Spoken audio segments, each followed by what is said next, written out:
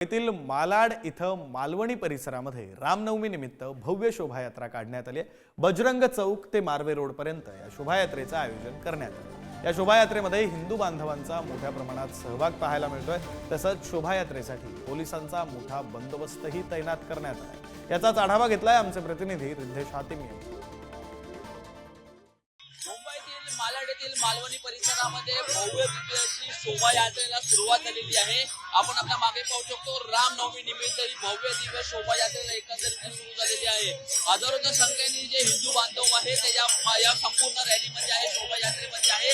महत्त्वाचं म्हणजे जर या रॅलीमध्ये आपण जर पाहिलं तर अनेक विविध गोष्टी देखील झाल्या। तर आपण इकडे पाहिलं तर या रॅलीमध्ये विश्वपितामह आहे त्यांचा जो एक एकंदरीत आहे तो संपूर्ण जो कॅरेक्टर आहे तो इकडे रचण्यात आला आहे। विश्वपितामह यांचा मृत्यू कशा प्रकारे झाला या संपूर्ण या रॅलीच्या मार्फत आहे जे दाखवण्याचा प्रयत्न आहे ते इकडे केले जाते। त्याचबरोबर जे राक्षस आहेत त्या राक्षसांना देखील या रॅलीमध्ये आहे दाखवण्याचा प्रयत्न आहे ते केलं जात आहे। महत्त्वाचं म्हणजे जर या रॅलीमध्ये मोठ्या संख्येने जे आहे ते तरुण मुलं देखील याच्या सहभागी होतात।